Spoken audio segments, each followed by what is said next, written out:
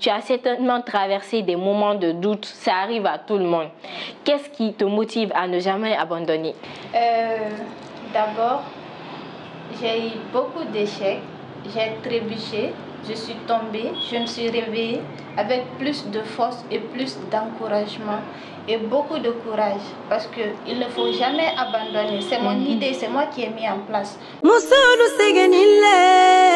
Musolu seganile, faramfina musolu torola. Ninko musolu toroli, liba musolu toroli.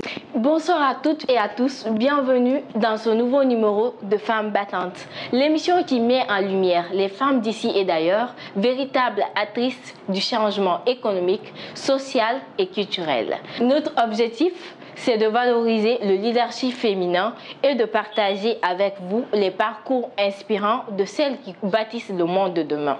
Sur ce, nous avons le plaisir d'être accueillis dans la boutique et l'atelier Tenenke par sa fondatrice et PDG, Jolie, une jeune femme inspirante, déterminée et surtout dynamique. Merci à elle de nous recevoir dans ses locaux.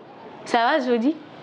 Oui, ça va. Tu vas bien, j'espère? Je vais bien, merci et toi? Dieu merci. Merci de nous accueillir aujourd'hui dans tes locaux. Ici, c'est ta boutique et ton atelier. Oui. Présente-toi à nos internautes. Merci. Je suis Kamara Miki, la PDG de Tenenke Business. Et madame, je suis très ravie d'être ici ce soir avec vous. Merci à toi aussi pour l'invitation et pour l'accueil chaleureux. Donc, pour commencer, parle-nous un peu de toi. Qui est cette jeune femme devant moi aujourd'hui, derrière l'entrepreneur que tout le monde connaît? Voilà, je suis une jeune fille passionnée. J'aime créer, innover. Je suis profondément attachée à mes valeurs. D'accord, c'est cette jeune femme qui est derrière cette entreprise dont tout le monde connaît. Maintenant, ton parcours entrepreneurial, tu as la tête d'un véritable empire, je vais dire comme ça. Ça va devenir un empire un jour.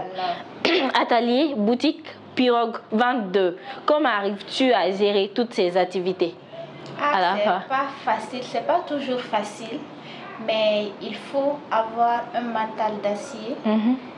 Il ne faut pas abandonner et je ne suis pas seule aussi, je suis entourée de bonnes personnes.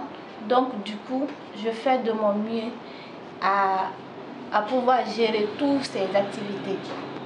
D'accord. Revenons un peu au début. Comment tout a commencé? Parce qu'on le sait, lancer une entreprise, ce n'est pas chose aisée et ce n'est pas demandé souvent à toute personne. Ça demande énormément de moyens, que ce soit financier, que ce soit moral. Donc, comment as-tu financé tes premiers pas? Mes premiers pas, moralement, je peux dire Dieu merci. J'ai ma famille qui me soutient moralement. J'ai les employés avec qui je travaille. Du coup, ça va, je ne suis pas seule.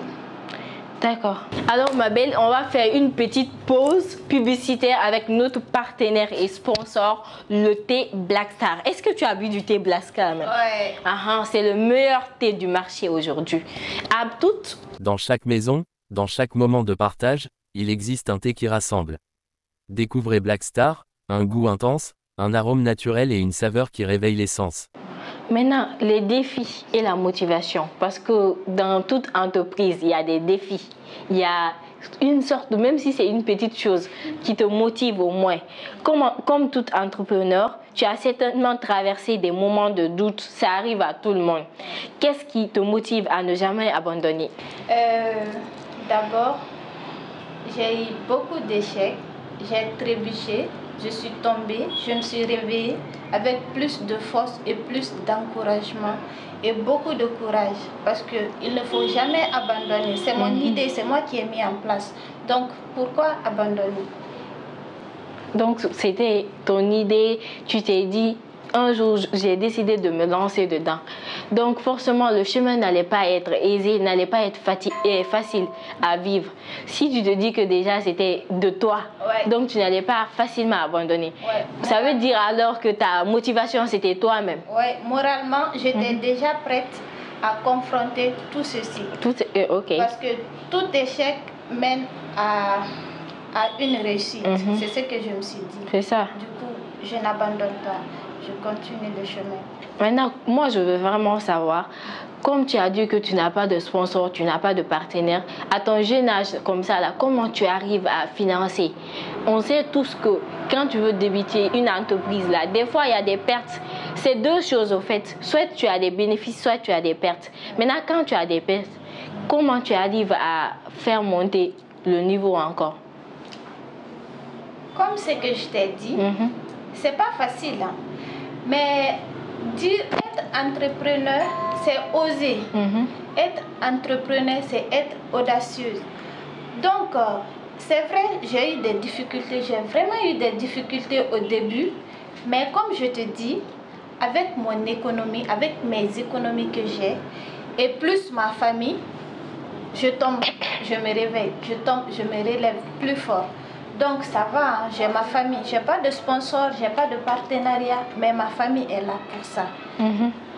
Moi, je veux un peu savoir quelle est l'histoire derrière tout ça. Comment tu as commencé au fait, ton début? Comment tu as commencé avec, par exemple, combien exactement, comme somme?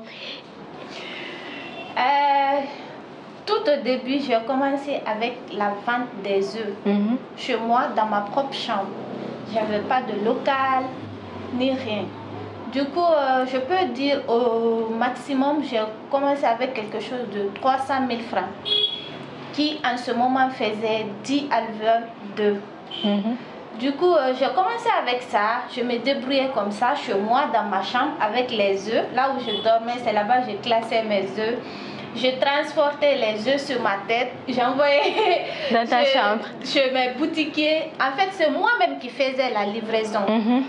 Donc, sur ce coup, j'ai amélioré. Ça ne pouvait plus contenir dans ma chambre. Je me suis dit, pourquoi ne pas chercher un local pour moi, juste pour les œufs. Mais arrivé ici, j'ai vu, l'ambition ne faisait que grandir. L'ambition ne faisait que grandir du jour au lendemain. Du coup, je me suis dit, comme j'ai un local, pourquoi ne pas faire autre chose? Mais je n'ai pas abandonné la vente des œufs. Hein.